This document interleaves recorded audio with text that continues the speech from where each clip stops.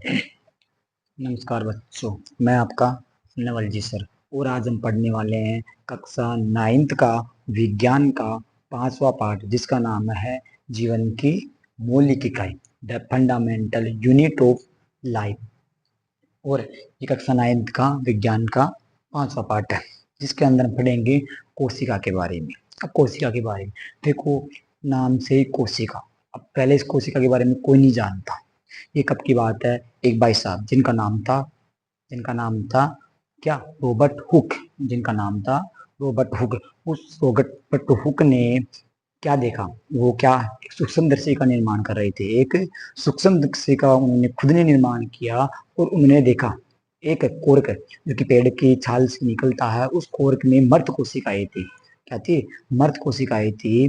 तो उन्होंने देखा उसको, जब सूक्ष्मदर्शी में देखा तो उन्होंने देखा कि उसके अंदर ऐसे डॉट डॉट जैसी बहुत सारी संरचनाएं हैं। उन्होंने जब देखा तो देखा कि ऐसे ऐसे गोल और उसके अंदर ऐसे डॉट डॉट डॉट डॉट जैसी संरचनाएं बहुत सारी है। तो उन्होंने उन्होंने लैटिन भाषा का शब्द लिया और लैटिन भाषा के शब्द से उसका नाम क्या दे दिया? सेल।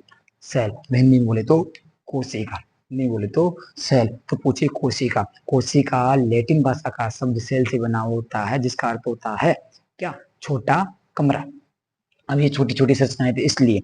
तो रॉबर्ट हुक आए, तो रॉबर्ट हुक ने 1665 ईस्वी के अंदर अपने द्वारा निर्मित सूक्ष्मदर्शी के द्वारा किसका निर्माण की, किसके बारे में बताया? कोशिका के बारे में बताया। और उन्होंने कोशिका की परिभाषा भी दी। लेकिन रॉबर्ट हुक ने जो खोज की थी वो किसकी की थी? मर्त कोशिका की। किसकी की थी? मर्त कोशिका की खोज की थी। बाद में और भी आएंगे उनसे, लेकिन उससे पहले तो सबसे पहले देखेंगे सर्वप्रथम कोशिका की खोज। यानी पूछे कि सर्वप्रथम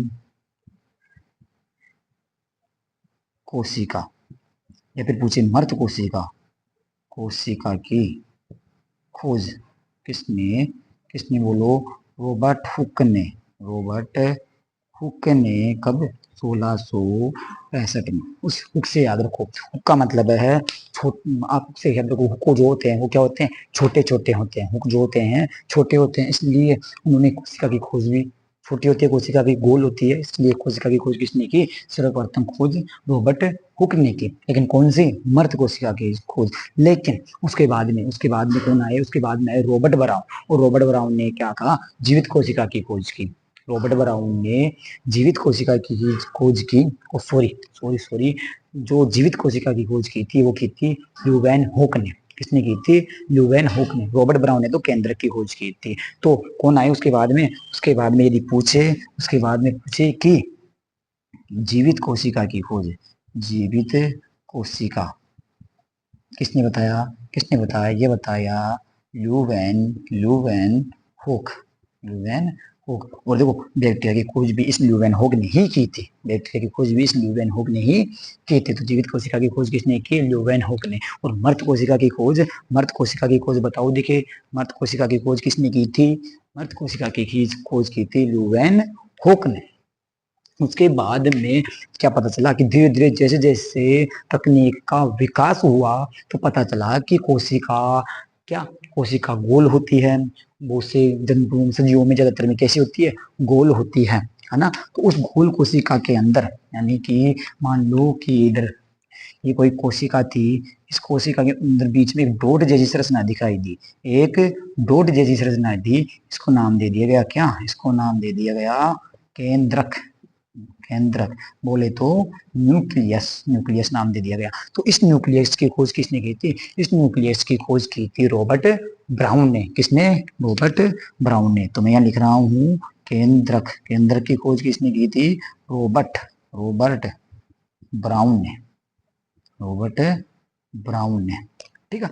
उसके बाद में धीरे धीरे क्या और आगे बढ़ता गया, और कोशिका के बारे में और ज्यादा जानकारी मिलती गई।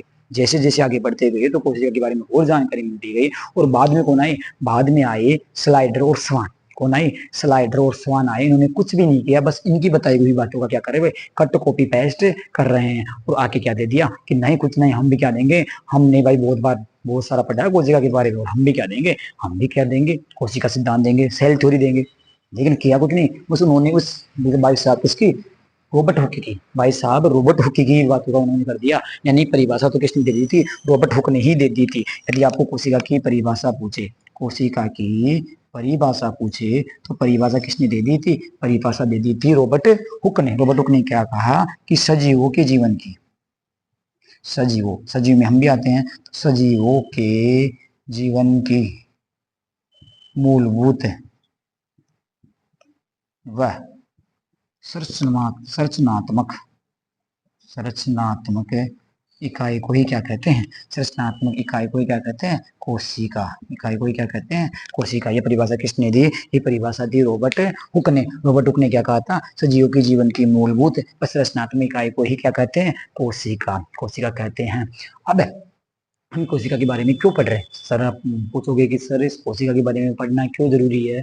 देखो बच्चों, इस कोशिका के बारे में पढ़ना इसलिए जरूरी है क्योंकि प्रत्येक सजीव का, जैसे हम हुए, जीव जंतु हुए, पेड़ पौधे हुए, यानी प्रत्येक सजीव जिसमें जीवन है वो किससे बन के मिल के बना है, कोशिका से। यानी उसके लाइफ का जो बेसिक पूछे, नींव पूछे, जहाँ से उसकी शुरुआत हुई है वो किससे हुई है, बेसिक से। और बैक्टीरिया सब कुछ किससे बने होते हैं, ये कोशिका से ही बने होते हैं, कोशिका से ही बने। इसलिए इस कोशिका को पढ़ना जरूरी है। और बोला भी गया है कि सजीवों के जीवन की मूलभूत, यानी मूल जिससे शुरुआत हुई है, मूलभूत व संरचनात्मक, जिससे सजीवों का शरीर का निर्माण, उसकी संरचना बनी है, वो क्या है, वो कोशिका। इसलिए इस कोशिका के बारे में पढ़ना जरूरी है। सर्वप्रथम कौन, रॉबर्ट हुक आए, उन्होंने अपने द्वारा बनाई गई सूक्ष्मदर्शी के द्वारा किसकी खोज की, कोशिका की खोज की। लेकिन वो कोशिका कैसी थी, मर्त थी। और उसके बाद में ल्यूवेनहोक आए, ल्यूवेनहोक ने जीवित कोशिका की खोज कर दी। उसके बाद में कोशिका के अंदर जो डोट जैसी संरचना दिखी, जिसको केंद्रक नाम दिया गया, उस केंद्र की खोज किसने की, रॉबर्ट ब्राउन ने। अब कुछ नहीं, जो स्लाइडर और समान आ रहे हैं वो क्या कर रहे हैं, कट कॉपी पेस्ट कर रहे हैं। यानी वो कुछ नहीं कर रहे, कट कॉपी पेस्ट करेंगे और आगे बोल देंगे कि भाई साहब ये बातें होती है।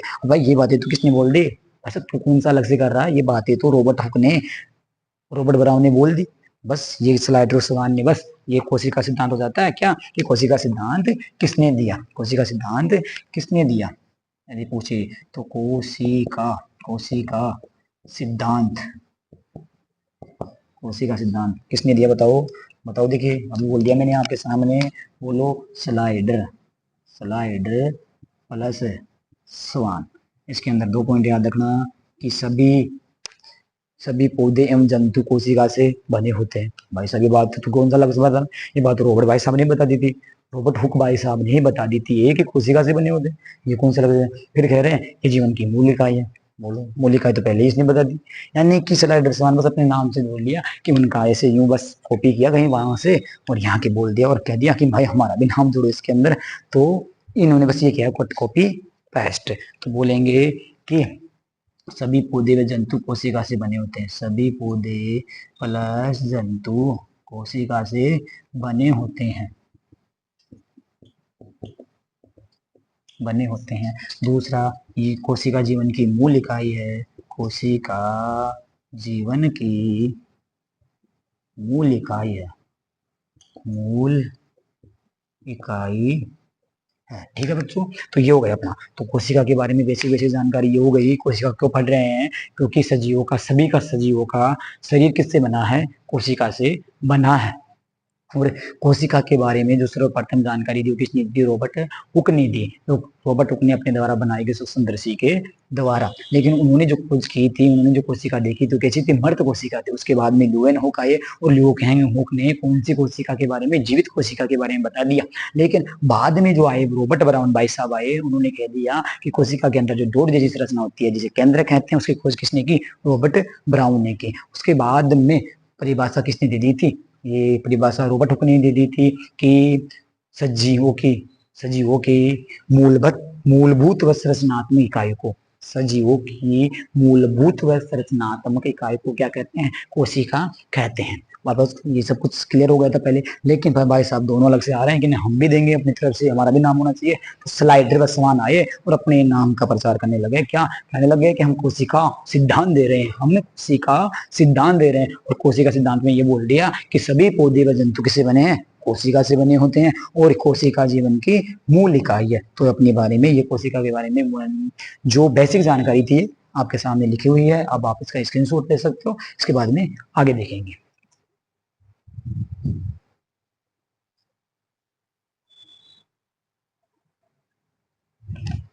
हाँ तो बच्चों, अभी आपने कोशिका के बारे में बेसिक बेसिक जानकारी यानी उसकी जो मूल जानकारी थी वो हमने देख ली है कि कोशिका की खोज किसने की थी, कोशिका के बारे में किसने बताया था, कोशिका का सिद्धांत किसने दिया था, कोशिका क्या होती है, कोशिका की परिभाषा हमने देखी। ठीक है, अब हम देख रहे हैं कोशिका की संरचना। यानी कि हम पूछे कि सर कोशिका का आकार कैसा होता है, कोशिका किस आकार की होती है, उसकी संरचना कैसी होती है। देखो मतलब कि कोशिकाएं सामान्य तो गोल होती है, ज्यादातर कोशिकाएं गोल होती है, लेकिन बहुत सी कोशिकाओं की संरचना है, उनका आकार चेंज किस प्रकार होता है उनके कार्यों के अनुसार। उदाहरण के लिए मैं आपको बताऊं कि आपके जैसे खून खून की कोशिकाएं अलग होती है, आपकी मांसपेशियों की कोशिकाएं अलग होती है, आपकी हड्डी की कोशिकाएं अलग होती है, आपके बालों की कोशिकाएं अलग होती है, आपकी ब्रेन की कोशिकाएं अलग होती है। यानी कि मानव शरीर से उदाहरण लो तो मानव शरीर में जितने भी अंग हैं उन अंगों के लिए जो कोशिकाएं बनी हुई है उस कोशिकाएं अलग अलग कार्य करती है। तो उनके आकार भी किसका वजह से या उनकी संरचना भी किस वजह से चेंज हो जाती है, उनके कार्यों के अनुसार। यानी कोशिका का आकार उनके कार्यों के अनुसार बदलता रहता है या उनके कार्यों पर निर्भर करता है कि वो किस प्रकार के कार्य हैं। जैसे उदाहरण के लिए अंडाणु की जो कोशिका होती है वो गोल होती है, क्योंकि उसका कार्य क्या है, उसका कार्य अंडाणु के अंदर महिला का जो अंडाणु उसमें इंफॉर्मेशन होती है गुणसूत्रों की और निषेचन की प्रक्रिया होती है, तो वो अंडाणु। उसके बाद में पूछिए तंत्रिका कोशिका, तंत्रिका का कार्य है इंफॉर्मेशन पहुंचाना, तो अपना कार्य उसका अलग है, वो कभी ब्लड का कार्य नहीं करेगी। तंत्रिका कोशिका अपना ही कार्य करेगी, ब्लड की कोशिकाओं का कार्य नहीं करेगी। और अंडाणु की कोशिका अपना कार्य करेगी, कभी भी दूसरी कोशिका का कार्य, यानी अपना कार्य खुद खुद के संभाल के रखते हैं। इस उदाहरण के लिए आप स्कूल में हो और स्कूल में आप 4-5 का ग्रुप बनाकर आपको वर्क दे दिया जाए, आपको वर्क दे दिया जाए कि आपको ये वर्क करना है और आप वही वर्क करेंगे, है ना। आप दूसरे का वर्क नहीं करोगे, इसका मतलब आप अपने वर्क में क्या चेंज कर रहे हो, यानी कि आप कैसा उसको सेव दे रहे हो, कैसा क्या डेवलप कर रहे हो, तो उस पर डिपेंड है। तो ये कोशिकाएं भी अपने वर्क के अनुसार क्या कर लेती है, अपना आकार चेंज कर लेती है। तो मैंने देखा है पहले ही कि कोशिका का आकार उनके कार्यों पर निर्भर करता है, कोशिका का आकार उनके कार्यों पर निर्भर करता है। जैसे मैंने लिखा भी है, अंडाणु की कोशिका गोल होती है, शुक्राणु की कोशिका पूंछ जैसी होती है जो बना रखा है, वो तंत्रिका कोशिका ऐसी होती है इंफॉर्मेशन पहुंचाने के लिए। उसी सब कोशिका, अस्थि कोशिका अलग होती है, मांसपेशियों की कोशिका अलग होती है, सबकी शेप अलग होती है। वो किस वजह से उनकी संरचना आकार चेंज हो जाता है, वो उनके कार्यों के अनुसार। अब कोशिका, अब सर कोशिका के बारे में पढ़ रहे हैं तो क्या कोशिका के बारे में और कुछ भी जानकारी है कि बिल्कुल बच्चों, कोशिका के बारे में और जानकारी भी है। कोशिका के बारे में ये जानकारी है कि प्रत्येक सजीव में कोशिका पाई जाती है, पेड़ पौधे सजीव है उनमें भी कोशिका पाई जाती है, जंतु भी क्या है सजीव उनमें भी कोशिका पाई जाती है, बैक्टीरिया भी क्या उनमें भी कोशिका ही पाई जाती है। यानी प्रत्येक सजीव में क्या पाई जाती है, कोशिका पाई जाती है। अब उस कोशिका के अंदर भी काम करने वाले कुछ क्या होते हैं, वर्कर होते हैं, हमें वर्कर मानते हैं, लेकिन वो क्या कहलाते हैं, कोशिका के अंग कहलाते हैं। लेकिन सभी में कोशिका तो कुछ जो कोशिका में सेम होगा, यानी सब कोशिकाओं में लगभग वो चीजें पाई जाती है ना। तो वो 3 गुण मुख्य है जो सभी कोशिकाओं में पाए जाते हैं। देखो कोशिका झिल्ली पादप कोशिकाओं में पाई जाती है, जंतु कोशिकाओं में पाई जाती है। दूसरा है केंद्रक, सभी में पाया जाता है। फिर कोशिका द्रव्य, यानी कि कोशिका के मुख्य 3 गुण हैं जो सभी कोशिकाओं में समान रूप से पाए जाते हैं, यानी पाए ही जाते हैं ये तो, इसलिए ये 3 गुण तो कोशिकाओं में होंगे ही होंगे। यानी कोशिका के अंदर ये चीजें, तीनों अंग है या 3 गुण है कह सकते हैं इनको, ये कोशिका के अंदर होंगे ही होंगे। कौन कौन से, कोशिका झिल्ली, दूसरा केंद्रक, तीसरा कोशिका द्रव्य। प्रत्येक कोशिका के, चाहे वो पादप कोशिका ले लो, चाहे हमारी कोशिका यानी जंतु कोशिका में आते हैं तो हमारी कोशिका ले लो, उसमें 3 गुण पाए जाएंगे। तो अभी आपने क्या पढ़ा कि कोशिका की संरचना कैसी होती है। देखो कोशिका की संरचना कोई विशेष नहीं होती, उनके कार्यों के अनुसार चेंज होती रहती है। तो कोशिका का आकार उनके कार्यों पर निर्भर करता है। ये मैंने कुछ कोशिकाओं के बना रखे हैं। उसके बाद में कोशिका के 3 गुण, यानी 3 गुण मुख्य सभी कोशिकाओं में पाए जाते हैं, इसलिए क्या है 3 गुण है, 3 अंग भी कह सकते हैं इनको, कोशिका झिल्ली, केंद्रक और कोशिका द्रव्य। अब इन कोशिका के 3 गुणों के बारे में पढ़ेंगे। तो पहला गुण कौन सा पढ़ेंगे हम, कोशिका झिल्ली। ठीक है बच्चों, तब तक आप इसका क्या ले सकते हो, स्क्रीनशॉट ले सकते हो।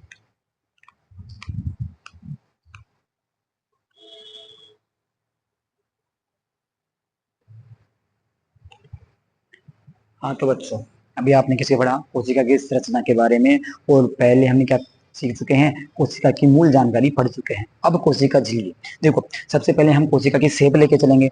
तो हम शेप लेके चलेंगे जंतु कोशिका की, गोल कोशिका को लेके चलेंगे। ठीक है, तो मान लो कि ये क्या है, एक कोशिका है, ये किसी जंतु को की क्या है, जंतु कोशिका है।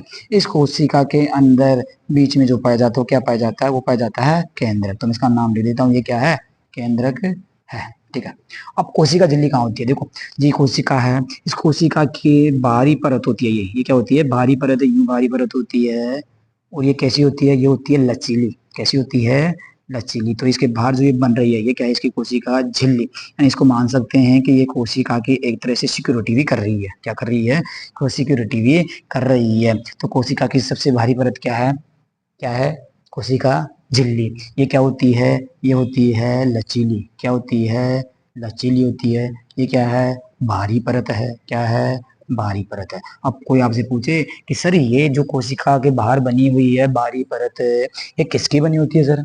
ठीक है बच्चों, मैं उसको बताता हूँ। ये बनी होती है लिपिड प्लस प्रोटीन की। किसकी बनी होती है, लिपिड प्लस प्रोटीन की बनी होती है। ठीक है। अब कोशिका झिल्ली का कार्य देखेंगे। ठीक है। तो सबसे पहले कोशिका के बारे में मैं यहाँ लिखूंगा भी इसके बारे में, लेकिन उससे पहले देखो, कोशिका झिल्ली कोशिका की सबसे बाहरी परत है। ये लचीली होती है। ये लिपिड प्लस प्रोटीन की बनी होती है।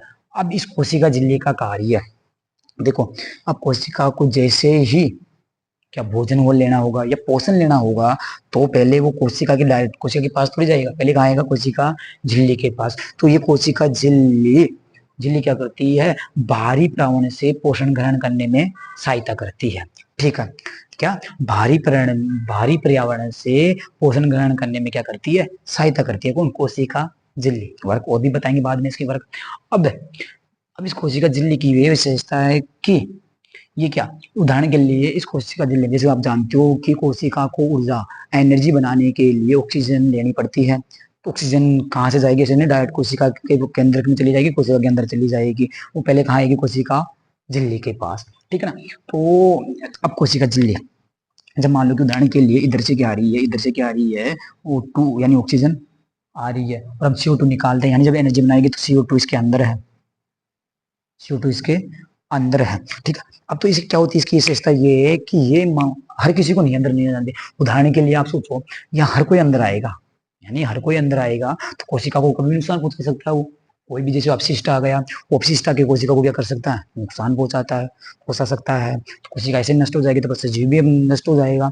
तो इस कोशिका झिल्ली में ये विशेषता है कि ये अपने अंदर कुछ विशेष पदार्थों को ही अंदर आने देती है और बाहर जाने देती है। कोशिका झिल्ली कुछ विशेष पदार्थों को ही अपने अंदर व बाहर आने व जाने देती है। इस कारण इस कोशिका झिल्ली का या इस कोशिका झिल्ली को वर्णात्मक पारगम्य झिल्ली कहते हैं। दोबारा बोल रहा हूं कि यह कोशिका झिल्ली अपने अंदर कुछ विशेष पदार्थों को ही आने व जाने देती है, जिसके कारण इस कोशिका झिल्ली को वर्णात्मक पारगम्य झिल्ली कहते हैं। वर्णात्मक पारगम्य झिल्ली, एक नंबर का क्वेश्चन पूछ सकता है आपकी 9th की क्लास में, जो एग्जाम होगी उसमें पूछ सकता है कि वर्णात्मक पारगम्य झिल्ली क्यों कहते हैं, कोशिका झिल्ली को वर्णात्मक पारगम्य झिल्ली क्यों कहते हैं, क्योंकि यह कोशिका झिल्ली अपने अंदर कुछ विशेष पदार्थों को ही आने व जाने देती है। ठीक है ना, ये हो जाएगा इसलिए। अब जैसे कि ऑक्सीजन इसके अंदर जाएगा और CO2 बाहर आएगा, ये कब होएगा देखो। तो उससे पहले मैं आपके सामने एक लिख देता हूँ चीजें, है ना। ठीक है। तो हमने क्या पढ़ा था, कोशिका झिल्ली सबसे सबसे बोलो, सबसे भारी परत है सर। बिल्कुल सर, आपने बताया था कि ये कोशिका झिल्ली सबसे भारी परत है। ये लचीली होती है सर। ठीक है सर, आपने बोल दिया था ये क्या होती है, लचीली, लचीली होती है सर। फिर आपने बता दिया क्या सर, आपने बता दिया ये लिपिड एंड प्रोटीन की बनी होती है। ये लिपिड प्लस प्रोटीन की बनी होती है, प्रोटीन की बनी होती है। ठीक है ना, ठीक है। ठीक है। अब इसमें जो एक वर्ड आया उसको मैं कर देता हूँ, ब्लैक से लिख देता हूँ उसको मैं, वर्णात्मक पारगम्य झिल्ली। ये वर्णात्मक पारगम्य झिल्ली है, ये वर्णात्मक पारगम्य झिल्ली। इसको मैं अंडरलाइन भी कर देता हूँ और लिखूंगा क्यों कहते हैं इसको पारगम्य झिल्ली है। यहाँ लिख देता हूँ क्योंकि, क्योंकि यह कुछ विशेष पदार्थों को विशेष पदार्थों को अंदर बाहर आने जाने देती है। ठीक है। क्योंकि ये कुछ विशेष पदार्थों को अंदर बाहर आने जाने देती है। ठीक है, अब आपको जानते हो कि सर हम श्वास के द्वारा तो ऑक्सीजन लेते हैं और कार्बन डाइऑक्साइड छोड़ते हैं, ऐसा क्यों होता है? क्योंकि हम ऑक्सीजन इसलिए लेते हैं ताकि ऑक्सीजन जाए और हमने जो खाना खाया उसमें प्रोटीन, कार्बोहाइड्रेट, वसा, विटामिन, ये चीजें हैं वो अपनी कोशिकाओं के पास जाएगी और कोशिकाओं को उनसे ऊर्जा बनाने के लिए किसकी जरूरत होती है? ऑक्सीजन की। तो ये ऑक्सीजन जाके कोशिका के पास ऊर्जा बना देती है। अब जब ऊर्जा का निर्माण होता है तो CO2 निकलती है। अब CO2 का कोई उपयोग नहीं अपने लिए, तो हम क्या करते हैं? CO2 को छोड़ देते हैं। अब वो CO2 बाहर निकल के कैसे आएगी कोशिका से? तो ये एक प्रक्रिया होती है इसमें। एक कौन सी प्रक्रिया होती है? उस प्रक्रिया को मैं आपने सामने लिख रहा हूँ, विसरण। अब विसरण पूछोगे सर विसरण की परिभाषा क्या होती है? बिल्कुल जरूर बताऊंगा मैं आपको विसरण की परिभाषा। विसरण का मतलब होता है क्या? किसी पदार्थ का अधिक सांद्रता से निम्न सांद्रता की ओर बहना। किसी पदार्थ का अधिक सांद्रता से निम्न सांद्रता की ओर बहना। अधिक सांद्रता से निम्न सांद्रता की ओर बहना, ताकि और बहना। किसी पदार्थ का अधिक सांद्रता से निम्न सांद्रता की ओर बहना। ठीक है ना, लिख दिया। अबे होगा कैसे? देखो जैसे अब आपको पता है कि जब ऊर्जा का निर्माण होगा तो कोशिका के अंदर तो CO2 की मात्रा क्या हो जाएगी? मात्रा क्या हो जाएगी? अधिक। और बाहर की तरफ क्या हो जाएगी? कम। देखो ये CO2 इसके अंदर अभी क्या है? अधिक है। क्या है? अधिक है। और बाहर क्या है? यहाँ ईंधन के मान लो यहाँ क्या है? कम है। तो CO2 अधिक सांद्रता से कम सांद्रता की ओर आ जाएगी, इसलिए CO2 कहाँ निकल के आ जाएगी? बाहर। कहाँ निकल के आ जाएगी? बाहर। दोबारा बोल रहा हूँ कि जब ऊर्जा निर्माण होता है कोशिका में तो कोशिका के अंदर CO2 की मात्रा अधिक हो जाती है। तो अधिक होने की वजह से विसरण की प्रक्रिया के द्वारा CO2 अधिक सांद्रता से निम्न सांद्रता की ओर यानी बाहर की ओर निकल जाती है। अब यहाँ देखो ऑक्सीजन बाहर की ओर क्या है? बाहर की ओर अधिक है, क्योंकि अभी तो वहां तो है ही नहीं अंदर तो। ठीक है, और यहाँ क्या है? कम है। यह क्या है? कम है। तो ये ऑक्सीजन अधिक सांद्रता से निम्न सांद्रता की ओर जाएगी। बिल्कुल सरम अभी आपने बताया कि विसरण की प्रक्रिया होगी इसमें। तो विसरण की प्रक्रिया के द्वारा ऑक्सीजन अंदर से बाहर की ओर चली जाएगी। बिल्कुल ये ऑक्सीजन अंदर से बाहर की ओर चली जाएगी। कौन सी प्रक्रिया के द्वारा? विसरण की प्रक्रिया के द्वारा। दोबारा बोल रहा हूँ कि जब कोशिका के अंदर CO2 की मात्रा अधिक हो जाती है तो विसरण की प्रक्रिया के द्वारा CO2 अधिक सांद्रता से निम्न सांद्रता की ओर यानी बाहर की ओर निकल जाती है। और जब कोशिका के बाहर CO ऑक्सीजन की मात्रा अधिक होती है और कोशिका के अंदर कम होती है तो विसरण की प्रक्रिया के द्वारा ऑक्सीजन कोशिका के अंदर चली जाती है। तो मुख्य कार्य ये है। वहां बोलोगे सर ये ऑक्सीजन CO2 को जाने देती है, क्योंकि ये चूज करके रखती है, उनका चयन करती है कि मैं ओनली CO2 को आने दूंगी, ऑक्सीजन को आने दूंगी, जल को आने दूंगी और कुछ विशेष पदार्थों को जो कोशिका के लिए इंपोर्टेंट होंगे, प्रोटीन, वसा, विटामिन, उनको क्या करेगी? अंदर आने में जाने देगी। उदाहरण के लिए ऐसा कोई आ जाएगा जैसे वायरस आ जाएगा तो वायरस को अंदर नहीं जाने देगी। बोलोगे सर फिर हम बीमार क्यों पड़ते हैं? देखो होगा, यदि हमारी कोशिका झिल्ली कमजोर पड़ जाती है तब वो क्या चले जाते हैं? अंदर चले जाते हैं। बाकी अन्यथा ये कोशिका झिल्ली उन पदार्थों को अंदर जाने नहीं देती है। ठीक है ना, अपशिष्ट जैसे पदार्थों को अंदर जाने नहीं देती, इसलिए इसको वर्णात्मक पारगम्य झिल्ली कहते हैं। मैंने आपको पहले बता दिया है। ठीक है, तो यह है कोशिका झिल्ली के बारे में। आप यानी कोशिका झिल्ली को ये मान सकते हो कि कोशिका झिल्ली ये क्या? ये क्या? ये कोशिका के बाहर क्या सिक्योरिटी गार्ड बैठी हुई है।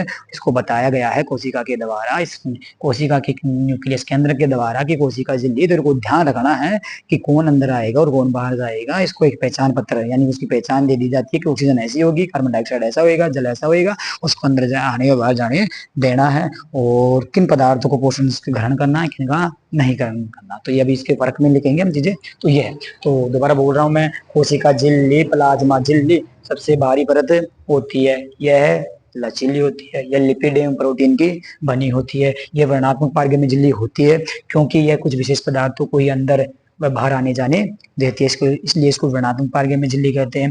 अब इसमें एक ऑक्सीजन और CO2 का आना जाना कब किस प्रक्रिया के द्वारा होता है? विसरण की प्रक्रिया के द्वारा। यानी अधिक सांद्रता से कम सांद्रता की ओर बहना कौन सी प्रक्रिया कहलाती है? विसरण की प्रक्रिया। जब ऊर्जा का निर्माण होता है कोशिका के अंदर तो CO2 अधिक हो जाती है और बाहर कम, तो CO2 बाहर की ओर निकल जाती है। बाहर की ओर ऑक्सीजन ज्यादा है, अंदर की ओर कम है, तो ऑक्सीजन अंदर की ओर चली जाती है। प्रक्रिया चलती रहती है। तो यह आपकी कोशिका झिल्ली। अब हम इसमें एक और प्रक्रिया देखेंगे, प्रासरण भी होता है। प्रासरण कब होगा उससे पहले आप इसका क्या ले लो? स्क्रीनशॉट ले लो।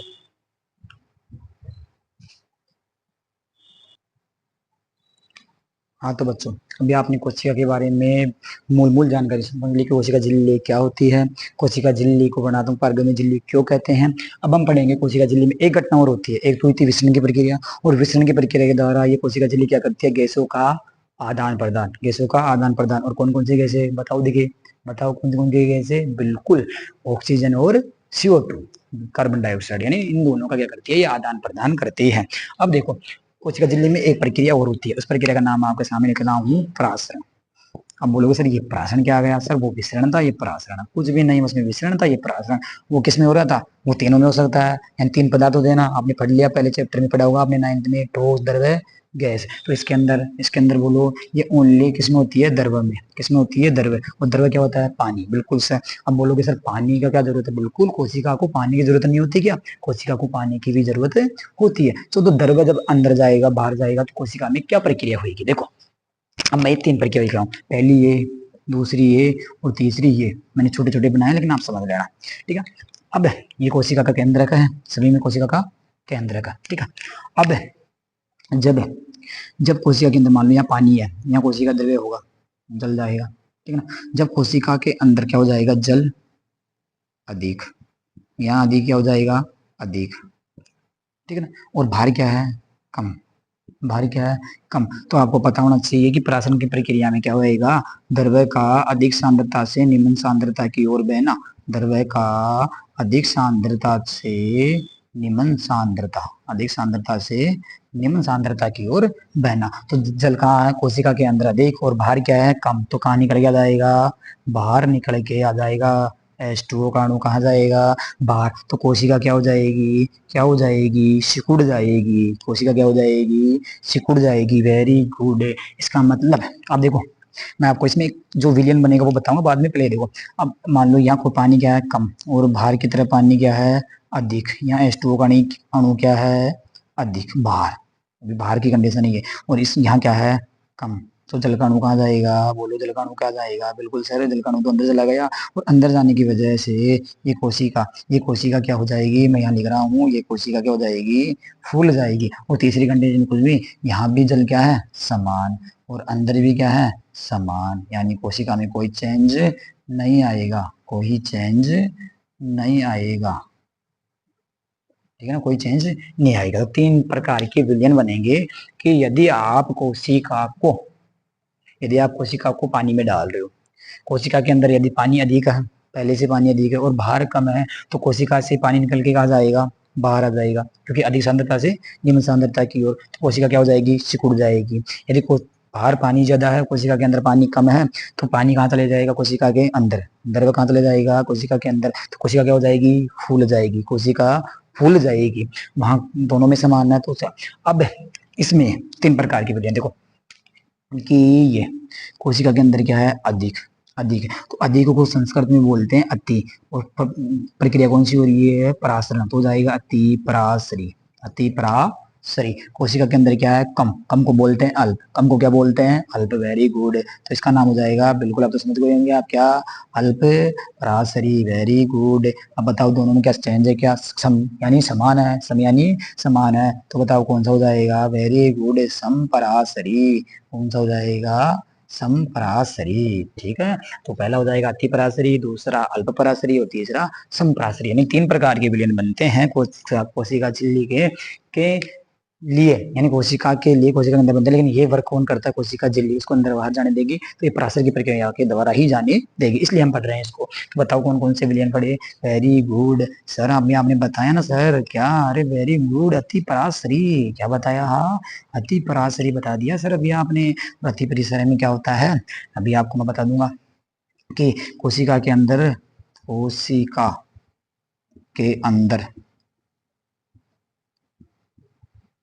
द्रव्य अधिक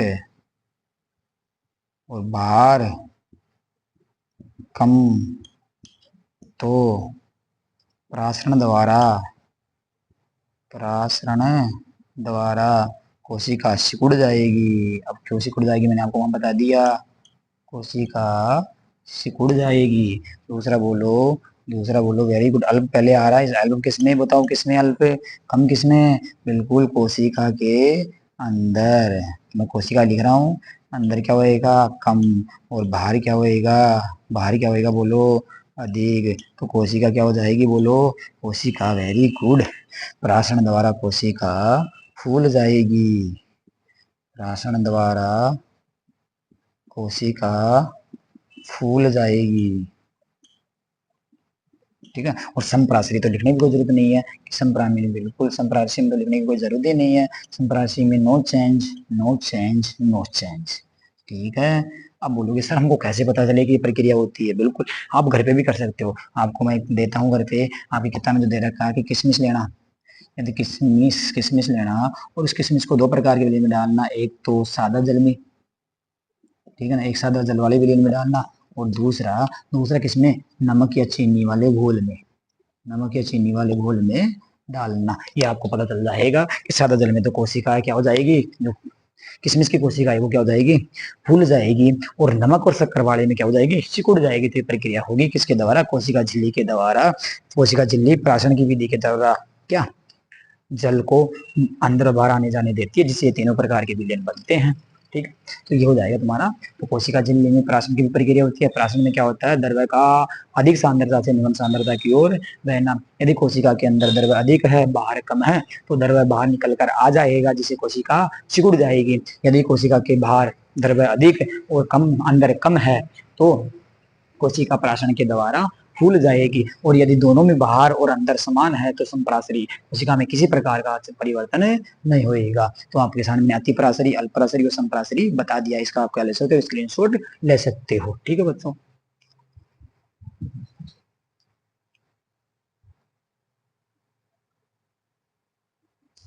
हाँ तो बच्चों, सबसे पहले हमने कोशिका झिल्ली की संरचना और उसके अंदर जो प्रक्रिया हो रही थी उसको पढ़ चुके हैं। अब हम पढ़ेंगे कोशिका झिल्ली का कार्य।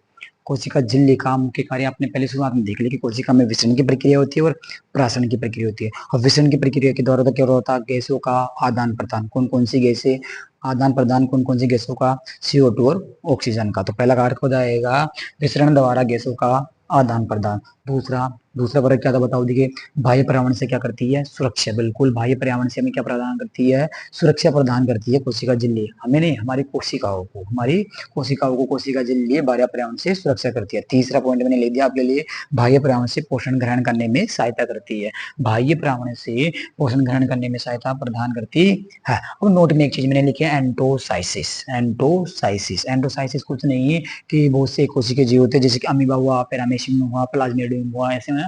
तो एक कोशिकीय जीवों में, अमीबा जैसे कोशिकीय जीवों में क्या, जीवों में कोशिका झिल्ली द्वारा भोजन ग्रहण करने की प्रक्रिया, एक कोशिकीय जीवों में कोशिका झिल्ली द्वारा भोजन ग्रहण करने की प्रक्रिया क्या कहलाती है, एंटोसाइसिस। एंटोसाइसिस कहलाती है। दोबारा बोल रहा हूँ, अमीबा जैसे या एक कोशिकीय जीवों में कोशिका झिल्ली द्वारा भोजन ग्रहण करने की प्रक्रिया को क्या कहते हैं, एंटोसाइसिस कहते हैं। तो ये आपकी कोशिका झिल्ली के कार्य हो गए कि विसरण की प्रक्रिया के द्वारा गैसों का आदान प्रदान करना, बाह्य पर्यावरण से सुरक्षा प्रदान करना कोशिका झिल्ली को, कोशिका को, और कोशिका को बाह्य पर्यावरण से पोषण ग्रहण करने में सहायता करना। और ये एक नोट में आया था एंटोसाइसिस। तो अपनी कोशिका झिल्ली हो गई है। दोबारा मैं कोशिका झिल्ली का रिवाइज करवा रहा हूँ, दोबारा मैं कोशिका झिल्ली का रिवाइज करवा रहा हूँ। कोशिका झिल्ली, सर आपने बताया था कि कोशिका झिल्ली सबसे बारीक परत होती है, बिल्कुल वेरी गुड।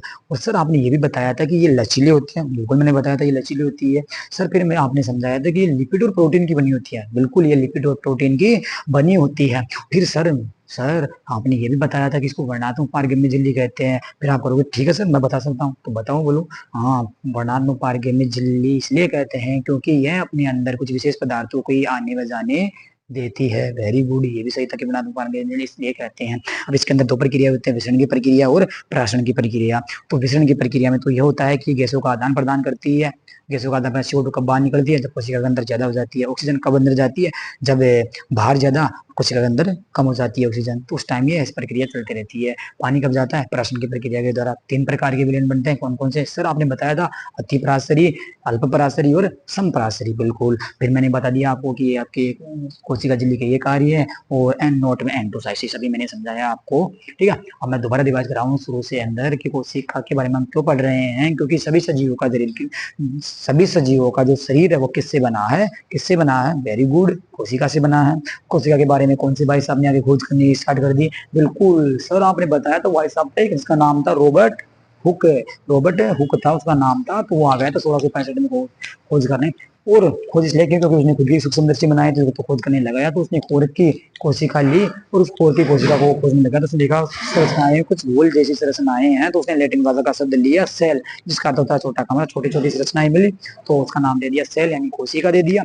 और उन्होंने मर्त कोशिका ली थी, वो कौन सी, मर्त कोशिका। तो फिर धीरे धीरे जैसे आगे बढ़ते गए तो भाई साहब ल्यूवेन हो, कौन से भाई साहब, ल्यूवेन हो, उन्होंने जीवित कोशिका की खोज कर दी। फिर उसके बाद में धीरे धीरे आगे बढ़ते गए, कोशिका के बारे में और जानकारी नहीं मिलती गई, तो फिर आए कौन, रॉबर्ट ब्राउन। रॉबर्ट ब्राउन ने क्या कहा कि भाई इसके अंदर जो बीच वाली डोर जैसी संरचना होती है नहीं, क्या इसका केंद्रक है, कोशिका का केंद्रक है। उसके बाद में परिभाषा किसने दी, परिभाषा रॉबर्ट हुक ने दी। परिभाषा ये दी कि कोशिका सजीवों के जीवन की मूलभूत व संरचनात्मक इकाई, सजीवों के जीवन की मूलभूत या संरचनात्मक इकाई को क्या कहते हैं, कोशिका। किसने दी, रॉबर्ट हुक ने दी। उसके बाद में कुछ नहीं, कट कॉपी पेस्ट करने वाले कौन आ गए भाई साहब, हमारे दोनों भाई साहब बावड़े थे, दोनों आ गए निकल के कि मैं स्लाइडर और मैं समान, दोनों क्या कुछ नहीं कट कॉपी पेस्ट कर देते हैं भाई साहब को, जो तीन भाई साहब ऊपर वाले उनके, कि सभी पौधे और जंतु कोशिका से बने होते हैं और कोशिका जीवन की मूल इकाई है, कोशिका जीवन की मूल इकाई है। तो ये आपकी कोशिका झिल्ली तक हो चुका अभी तक, इसके बारे में और पढ़ेंगे। अभी तो कोशिका द्रव्य के बारे में, केंद्र के बारे में, और उसके बाद में कोशिका के जो सभी अंग है उनके बारे में अलग अलग से पढ़ेंगे। तो अभी तो अपना आज कोशिका झिल्ली होगा इस वीडियो में, फिर अगले वीडियो हम पढ़ेंगे केंद्र के बारे में। किसके बारे में पढ़ेंगे, केंद्र के बारे में। तब तक आप इसका स्क्रीनशॉट ले सकते हो।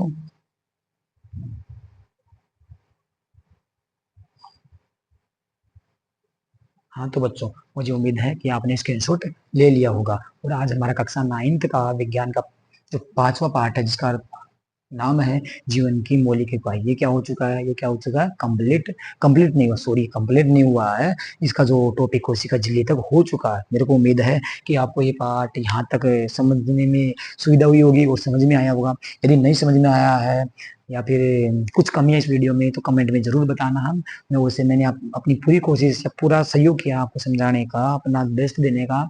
लेकिन जो भी अब इसमें कमी हो वीडियो में, नेगेटिव पॉजिटिव, वो मेरे को कमेंट में जरूर बताना। और अब आज अपना ये वीडियो यहीं तक होगा, कोशिका झिल्ली तक। तब तक के लिए मैं आपसे विदा लेता हूँ। तब तक के लिए धन्यवाद, सुप्रभातम। मिलते हैं नेक्स्ट वीडियो में, तब तक के लिए धन्यवाद।